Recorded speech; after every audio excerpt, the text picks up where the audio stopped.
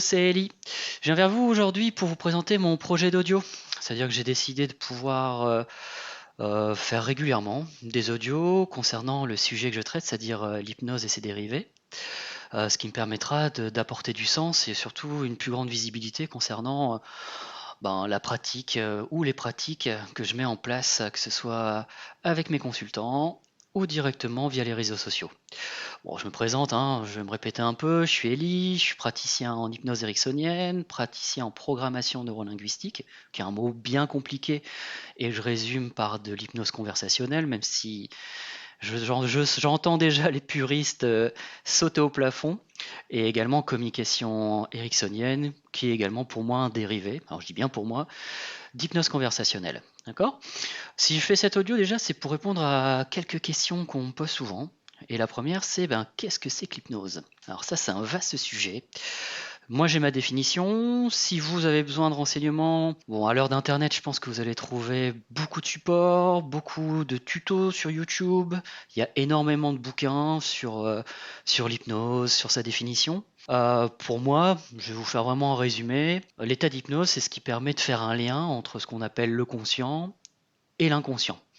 Alors pour moi, le conscient, c'est tout ce qui est la partie analytique, ce qui nous permet tout simplement d'analyser le monde qui nous entoure. Et l'inconscient, c'est vraiment la partie qui, on va dire, qui est plutôt automatique ou instinctif. Je vais donner un exemple concret. Là, en ce moment, votre cœur il est en train de battre. Vous n'êtes pas en train de dire il faut que je pense à ce que mon cœur batte. Votre cœur, il bat tout seul. Pareil pour la respiration. Pareil pour tous les mécanismes automatiques qui gèrent notre vie. Le conscient, lui, ça permet vraiment de pouvoir analyser les situations, et tant mieux pour nous, parce que sans ça, notre vie serait très compliquée. La seconde question qu'on me pose souvent, c'est qu'est-ce que ça fait l'hypnose? Alors c'est pareil, ça c'est une question que vous allez pouvoir répondre uniquement si vous expérimentez. Je vais vous prendre un exemple. Si demain vous me posez la question, c'est quoi une ponction lombaire? Moi je vais pouvoir vous répondre parce que malheureusement pour moi, il y a quelques années en arrière, j'en ai fait une, et je peux vous dire que c'est la plus grosse douleur que j'ai jamais ressentie de ma vie. Alors ça c'est mon point de vue. Si vous demandez à un neurologue c'est quoi une ponction lombaire, il va vous dire voilà, c'est une opération technique qui permet de ceci, qui permet de cela, et vous allez avoir le point de vue d'un professionnel de santé. Si vous demandez à Bernard, ça fait 20 ans qu'il est sadomaso, et vous demandez ce que c'est quoi une ponction lombaire, il va vous dire c'est un préliminaire. Alors, je me permets de faire une petite blague, mais voilà, c'est-à-dire que pour répondre à la question qu'est-ce que ça fait l'hypnose, c'est uniquement si vous expérimentez, que ce soit via un praticien comme moi, ou via des vidéos sur YouTube, parce qu'il y a d'excellentes vidéos qui traitent du sujet, vous allez pouvoir avoir votre propre réponse, mais ça sera votre propre réponse. D'accord?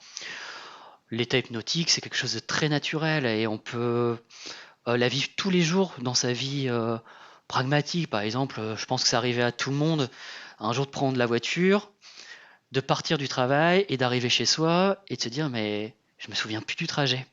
Voilà, pour moi ça c'est un état d'hypnose.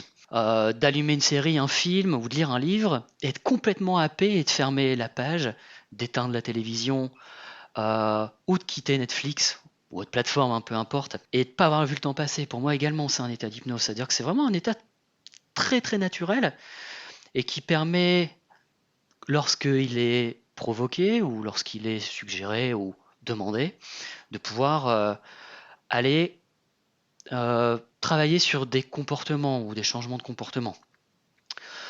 Bien entendu, lorsqu'on pose la question, est-ce que l'hypnose ça guérit? Je dis, là je mets tout de suite un gros veto en disant non, l'hypnose ça guérit rien du tout.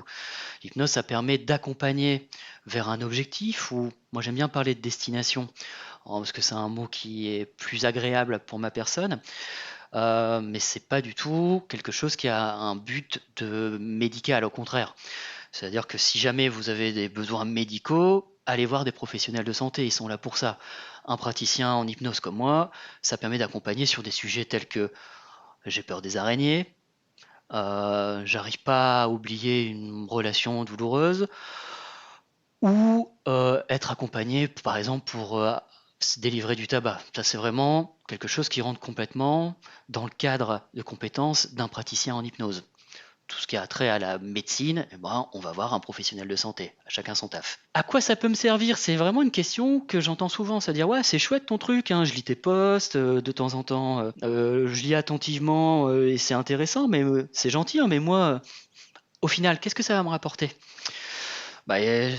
Tout simplement, c'est par exemple si vous aimeriez pouvoir vous baladez tranquillement sans hurler ou courir comme un fou parce qu'il y a une guêpe dans la même pièce que vous, ben voilà, l'hypnose, ça peut vous accompagner vers cette destination ou vers cet objectif. Si jamais vous avez du mal à passer à l'action, on parle de procrastination, on peut mettre beaucoup d'autres mots, mais c'est mot à la mode, donc on va parler de procrastination. Effectivement, l'hypnose, la PNL, ça peut permettre également de pouvoir atteindre votre destination. Comme on dit toujours, le but d'un voyage, ce qui est le plus intéressant, c'est le voyage. C'est pas forcément la destination, mais ça, c'est un autre sujet que je traiterai sûrement dans un autre audio. Au point de vue tout simplement des questions que vous pouvez avoir, si vous en avez des plus précises ou des attentes, n'hésitez surtout pas à me contacter via Messenger, WhatsApp ou tout autre support, par mail, pigeon voyageur, peu importe.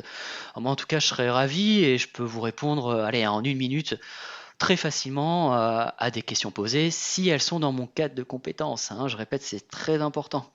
Un praticien en hypnose n'est pas un professionnel de santé. Et n'hésitez surtout pas à cliquer sur message et m'envoyer un petit message. Je vous dis, je peux vous répondre très facilement en moins d'1 minute.